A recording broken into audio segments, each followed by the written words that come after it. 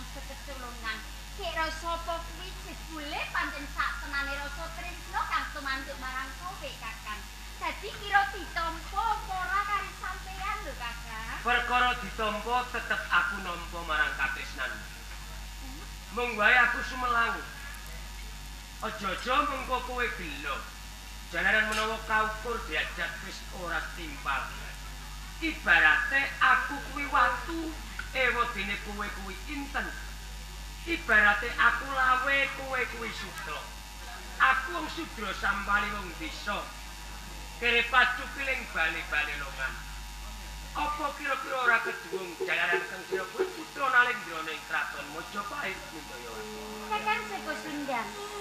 Dhuwuring derajat lan pangkat oke kondo donya. Kabeh pirandak gagas ora utane wong kebrayan. Wong siji ati pawitane. Salamun kok aku lan sampeyan padha-padha duwe rasa tresno. Ing mangkone gampang kuning gayung kuwi kebrayan Kakang. Prasasat ora tau tak angen-angen tak menawa aku iso ketemu lan panjenengan. Jalaran aku mlebu ning papan kene mau wae ora sengaja. Sing ateges aku kesasar. Nanging kesasarku malah nemu kabejan. Kasudakane aku bisa pinanggih marang panjenengan.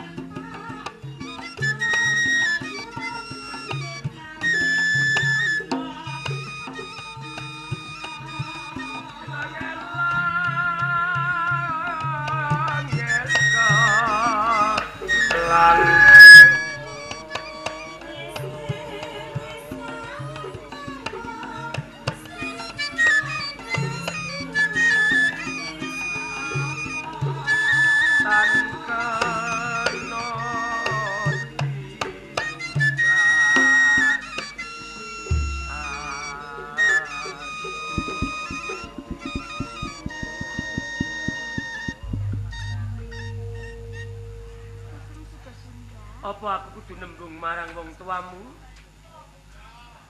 Aja, Kakang. Belum.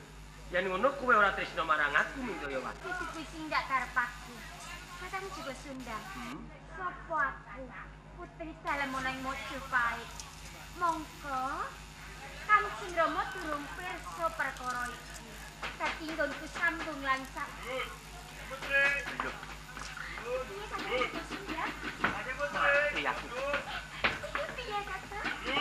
Ono kula tak sing talong rumiyin nggih. Aku tak dhewe wis. Hati-hati yo Kakang yo.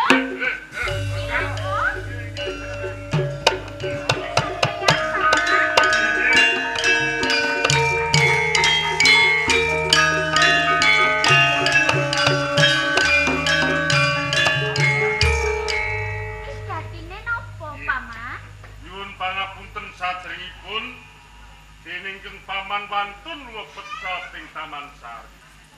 Salebetipun kula jagi katentreman. Kula midhangetaken saking sak jawinipun taman. Saking Taman Sari wonten swantenipun priya. Menapa inggih? Pancen wonten priya ingkang mancing wonten ing Taman Sari.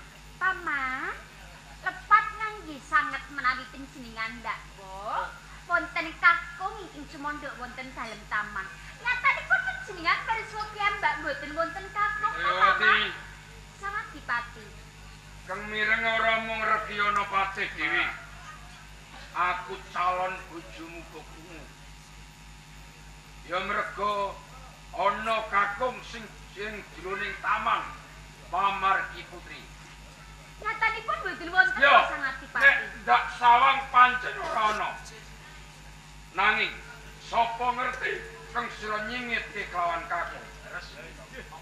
Monggo sampun ngantos penyan selak. Kula aturi bloko kemawon Kusumana. Saestu kula mboten goroh kalian panjenengan Paman. Mboten wonten kakung iki sumandhuk wonten dalem taman. Amanah. Upami kula gledah kados pundi? Amanah. Ayo.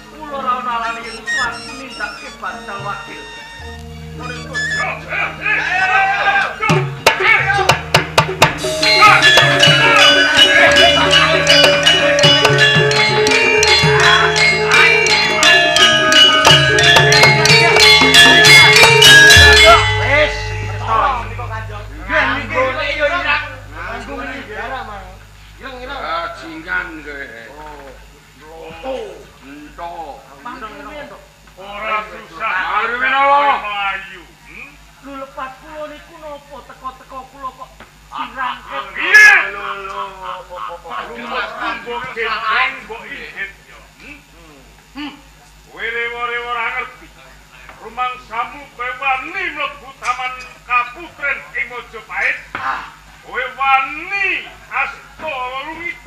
Gusti Putri Minggayawati. Oh, Wajar.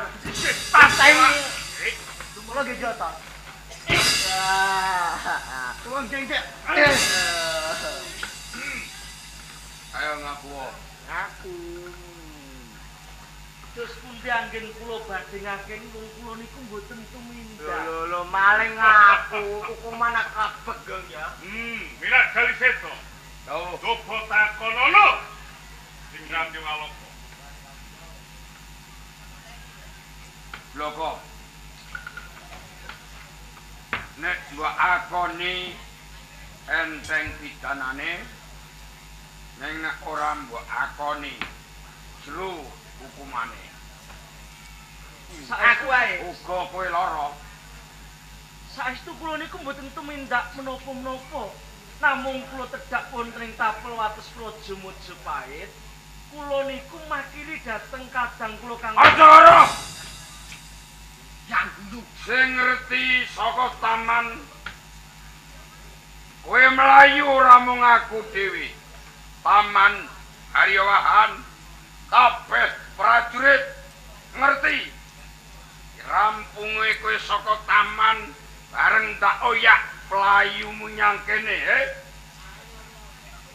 Saestu mboten, kula mboten tumindak menapa-menapa. Sadurunge kowe bakal napa Wigrono, luwih dhisik aku pengen ngerti sapa tenane kowe. Kula kudu sembagi. Kudu sembagi. Kadange Kang Mas Kudu pengrawit saking Kadipaten Sukodono. Adipati Paman Haryawan. sing prayoga kudu sembagi dirangket. Yaturake Raden, sowan kene sedaya wis. Ayo